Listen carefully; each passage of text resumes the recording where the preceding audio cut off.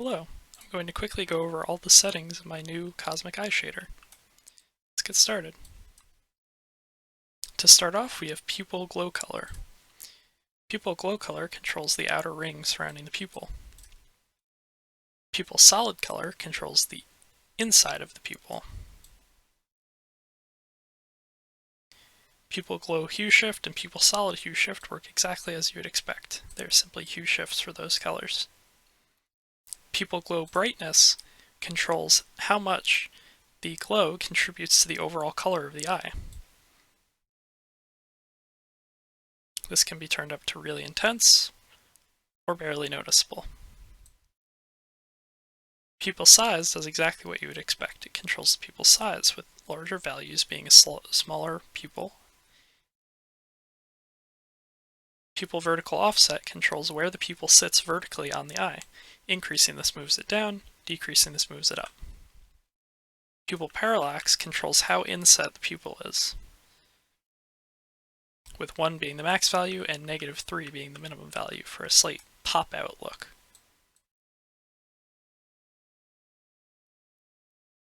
Pupil aspect ratio controls the aspect ratio of the pupil. X controls the X value, can make it wider or skinnier, and Y controls the Y value, can make it shorter or taller. This is very useful with later settings to create unique eye shapes. Solid pupil controls how solid the center of the pupil is. In this case, we're at 50%, so it's slightly transparent. Turning it up to 100 makes it completely opaque. Turning it down to 0 makes it have minimal impact.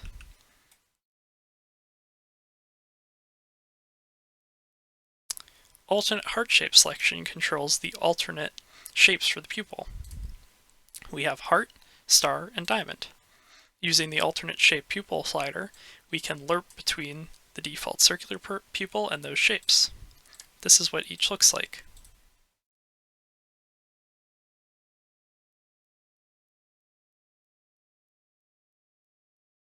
Under advanced settings, we have settings that may conflict with other settings or are generally inconsistent, but I still think provide value to the shader. In this case, we have the option to split the glow color into 2 separate rings. This is in the advanced section because it can be inconsistent at lower values, and also may have issues with some shapes. For example, the heart gets slightly rounded here. However, overall, it's quite consistent. This might be useful for animations.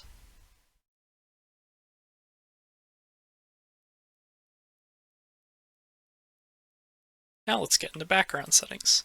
Background settings control the background noise in the eye. The color does exactly what you'd expect, although it might not be immediately obvious. Hue shift, same thing. Shifts the hue. And brightness is the same as above and allows us to control how much the noise contributes to the overall brightness. It should be noted that at the default of 1, it's very hard to see the noise, and it's recommended that you increase this. Background shift speed is a Vec 3, so it takes 3 values, x, y, and z, that control different elements of the function that generates this noise, specifically in relation to speed. Play around with these and see if you can get a noise that you like.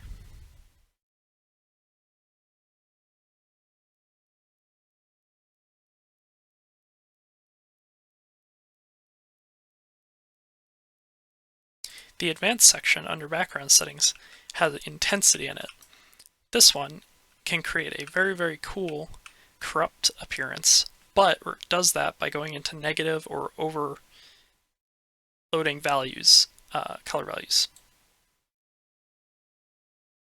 As you can see, it can be a very cool and powerful effect, but may cause unintended consequences with some colors and other setups. That's why it's an advanced setting.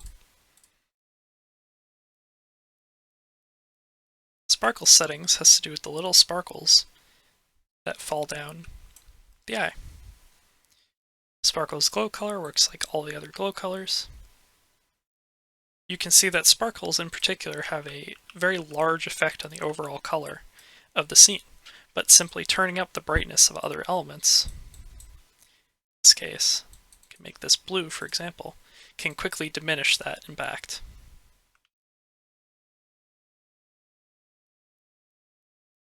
Let's set these to pink for now.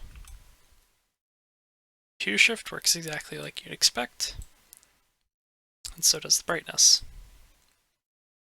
Sparkle size controls how big the sparkles are.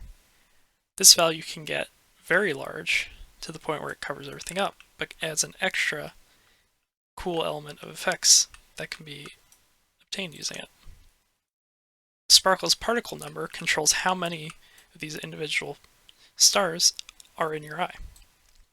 Turning up this value can create more stars, but comes at a cost of performance. Preferably keep this lower when possible. Sparkle speed controls how fast the particles fall and in what direction. Turning this up increases the speed, turning it down into the negatives increases the speed, but they go in the opposite direction. Sparkle's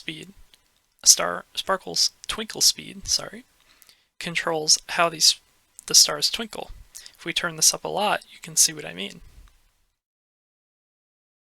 This can create really cool effects, especially with the earlier settings. Under the advanced section, we have one value that you'll likely never need to change, which is Sparkle's FOV. Because the sparkles are not very performant, we constrain them to an area that exists sort of like double the size of the eye. So if we look from this angle, you can sort of see like a star over there and a star over there, but it's not stretching off into infinity. Same on that side. Star FOV, or Sparkle's FOV, can let us change this. Now we can see sparkles all the way over there. This is not something that would be noticed in-game, but I figured I would give the option anyway. Sparkle Seed lets you change up the pattern of the sparkles. You'll notice that it's sort of predetermined, and if you get like a bad seed, then sometimes it won't look amazing. Changing the sparkle seed changes how the sparkles appear. Again, something that probably won't be noticed in the vast majority of cases, but is good to have. Okay, now into the miscellaneous section. The miscellaneous section has one new setting that hasn't been there before, which is bloom. Bloom is useful for when we have, well, bloom in the scene. So if I enable this and turn up the intensity a bit, and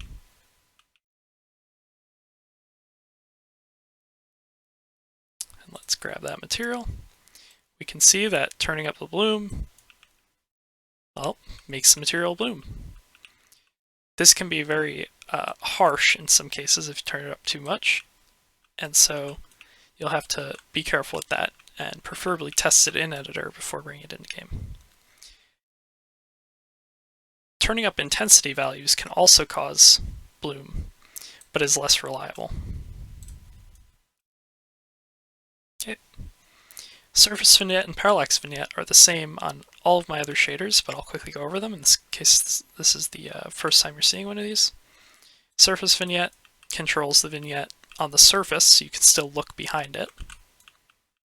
Parallax vignette controls the vignette into the surface, so from the front it looks the same, but it blocks off anything behind it. The fallback texture is a texture that will be seen by people when they have your shaders disabled. I provide a fallback texture, which is simply a screenshot of the default state of the shader, but you can change this to anything you like. Finally, the stencil settings let you use stencils with this shader. I would look into the Poyomi tutorial for more information on that. It's especially helpful with eyes because they're one of the things that you typically would want to stencil in front of your hair on certain anime models. And that's it. That covers everything. There's lots of cool stuff that can be done with this number of settings. And yeah, hope you enjoy.